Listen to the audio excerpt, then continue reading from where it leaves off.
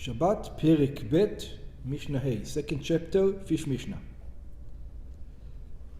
We're going to learn a new concept for Shabbat now. Again, we're not learning halacha over here, just remember, this is not what you're allowed to do and what you're not allowed to do according to today. A little bit also applies though. Ha'oseh melacha b'Shabbat, somebody who does work on Shabbat, ve'eino tzarich legufa shel melacha, and he doesn't need for the body of the work. Let's explain something. Shabbat, it says melechet machshevet. It says what is one not allowed to do on Shabbat? A melacha that has thought behind it, which means you doing something, you think about it. That you're thinking about it, and it has a purpose. Okay. It has a purpose. There's a purpose. Yeah. For example, let's give an example. If somebody needs to build a house, right? There's an old house standing there. So on Shabbat he comes and he breaks the old house because he needs the space to build the new house. So that's called melechet machshevet, because he's breaking the house. He's breaking the house in order to build. But if he comes on Shabbat and he sees an old house and he's not planning to build, he just wants to break the old house just for fun, maybe that's allowed. That's the idea. Okay? This is melechet machshevet. Just for fun, he wants to. There's no, in other words, it's work, but there's no purpose to it. There's no purpose to work. So when Shabbat says you're not allowed to do work, it means with a purpose. Okay? העושה מלאכה בשבת, ואינו צריך לגופה של המלאכה, but he doesn't need the body of the work, כפי שיבואר במשנתנו, like we're going to learn soon in our Mishnah, נחלקו בזה רבי יהודה ורבי שמעון. So there's going to be a disagreement between Rabbi Yehuda and Rabbi Shimon. שלדעת רבי יהודה חייב עליה. According to Rabbi Yehuda, he says, what do I care why you broke? I don't care if you broke to build or you broke for fun. You broke, you're obligated from the Torah. That's what Rabbi Yehuda says. ולדעת רבי שמעון פטור. According to Rabbi Shimon, you're not obligated from the Torah. You're not allowed to do it. But we cannot give you death penalty, nor if you do it by mistake, you have to bring a sin offering. You don't have to. We can't punish you from the Torah. Don't do it, he says. You're not allowed to do it, but there's no patur אבל אסור, like we said. So באותה מחלוקת נחלקו תנאים גם במשנתנו לעניין כיבוי הנר בשבת. So now we're going to come, this is the מחלוקת. The Tanaim are going to have a disagreement when you extinguish the candle in Shabbat. זה כאילו הדוגמה. Yeah, so let's see now. המכבה את הנר, somebody who extinguishes the candle. Now, why is he extinguishing the candle? בשבת, he's extinguishing the candle in Shabbat. מפני שהוא מתיירא מפני הגויים. Because he's afraid of the non-Jews. What do you mean? What does a candle have to do with the non-Jews? You have a candle burning, what's the big deal? Because כגון הפרסים. For example, the Persians. What's with the Persians? שהיה להם יום חג. The Persians had a certain holiday שלא הניחו להדליק בו אור אלא בבית עבודה זרה שלהם. That they're only allowed to light the candles in the idol worship place. And if you lit a candle at your house, not in the idol worship place, it was Shabbat, you need to light candles, and you're afraid the Persian is going to see it, they're going to kill you, they're going to start doing pogroms in the Jews because of this. So it says, this is the case. The person extinguished the candle because he's afraid of the goyim. He's afraid that they're going to do something to him. Mipnei listim, he's hiding from the highway robbers, and if they're going to see the candle, they're going to come and kill him. Right? שודדים שלא יראו, מפני רוח רעה, from a bad spirit, מין מחלה של בעלי מרה שחורה, it's a type of sickness of people who are depressed. People who are very depressed, they have a type of sickness, means mentally unstable people, let's call them, שלא תנוח דעתם אלא בחושך. It says that the guy starts having a panic attack, and he goes crazy unless you're going to the opposite, unless you're going to extinguish the light. He says the light is scaring him. You know, he's a crazy guy. The light is carrying him. He's going to die. He's afraid he's going to die. ובכל המקרים האלו, in all these sicknesses, all these cases that we just discussed, יש סכנה בנר הדולק. The candle puts a person in danger. In all these cases, the candle puts the person in danger. ואם בשביל החולה, and if it is for a sick person, again, we're talking about not regular sick person that has a headache. חולה שיש בו סכנה, we're talking about. A sick person that is endangered to losing his life. וכן אם חיבה את הנר בשביל החולה, if he extinguished the candle for a sick person, שישן, because he needs to rest, he needs to go to sleep, and the light doesn't let him sleep. ומדובר כאן בחולה שיש בו סכנה, and of course over here he talks about a sick person that is in danger. פטור, he is what? Not obligated. Now comes our problem. Usually when we use the word patur, what does patur mean? From penalty. Patur from עונש, אבל אסור. אסור, פטור אבל אסור. פטור אבל אסור. Over here it's not, over here it's not פטור אבל אסור. It's one of the strange paturs, that it's patur, it's not only patur, it is mutar. You're allowed to. You're allowed to. It's permissible. All of the things that we discussed, all of them. מפני מה מותר? פיקוח נפש. פיקוח נפש. פיקוח נפש. It's a Jewish, it's a danger for your life. Yeah, פיקוח נפש, פטור. ואף מותר לכתחילה. It's not just פטור and אסור, but even from the beginning you're allowed to do it. Don't worry about it at all. לכבות את הנר במקרים האלו. To extinguish the candle in all these cases, הואיל ויש בהם סכנה. Since there is in them danger. One of the important rules of it, say the guy is crazy, the candle is not going to kill him. The guy is crazy. It doesn't matter. For him, the candle is going to kill him. The candle is going to kill him. For you understand it's not dangerous. But if he thinks it's dangerous, his heart, is going to start fluttering. He might die from it. Okay. אלא מתוך שנשנן. So the question is, we have a question about this Mishnah. What's the question?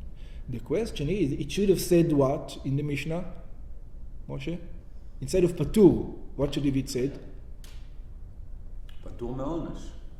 Instead of patur, the Mishnah should have said mutar. It shouldn't have said patur. It should be accurate.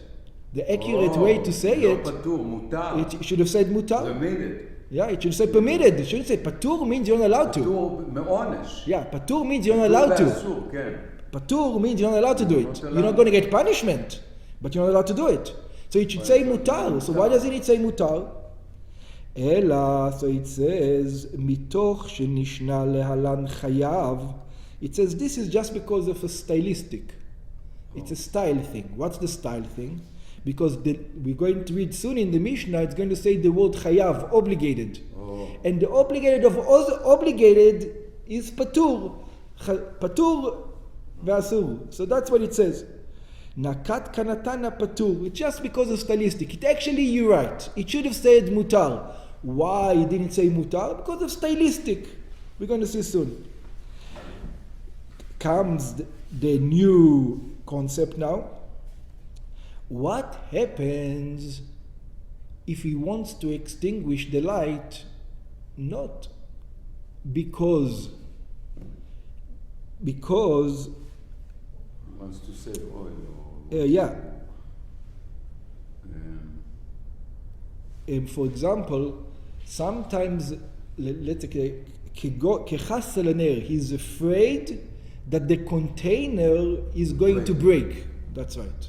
The container itself, in other words, it's too hot, the flame is too hot, and it's starting to really crackle, and he says, I'm going to let it set, it's just going to break, I'm going to lose $50, the candle cost, or whatever it is. Fire, no?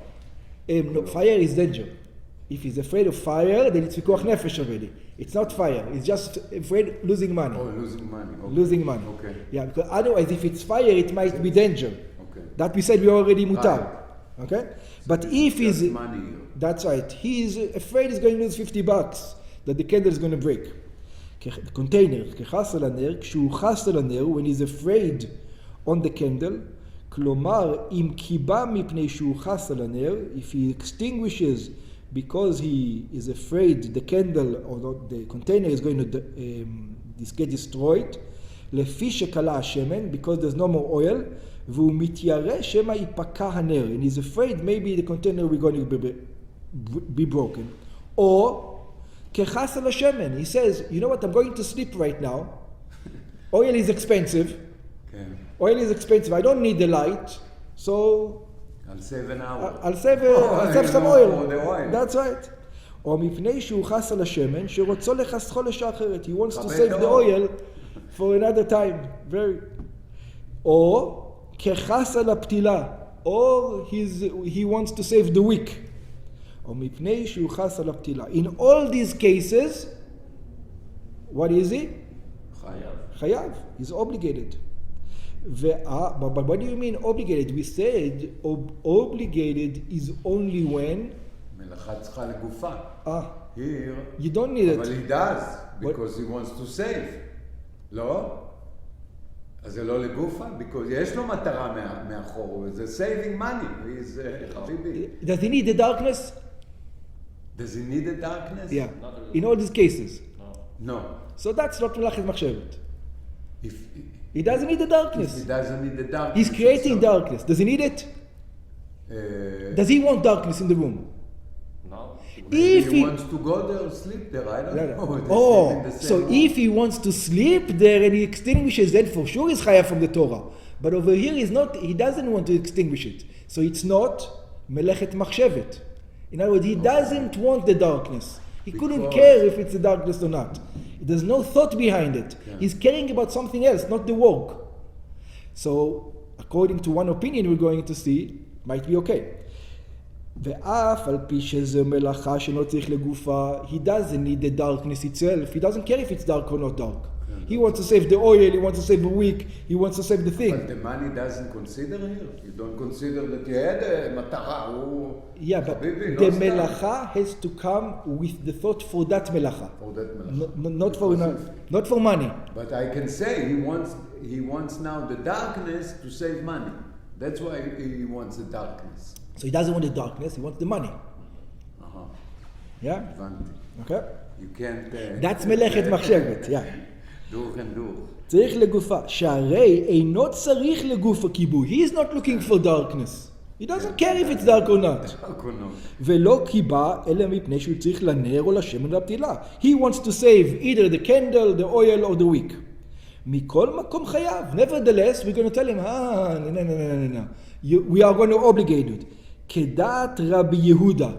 This is what Rabbi Yehuda says. Rabbi Yehuda says what you said. I don't care. You did a work. I don't care for your reason. You wanted to do it. That's enough for me. Yeah. Don't tell me I did it for another reason. I don't care what the reason you did it for. I did it because I wanted to do this. You knew it's going to happen and you did it. Over. שמלאכה שאינה צריכה לגופה חייב עליה. That a מלאכה that even though you don't need the gufa, you're obligated.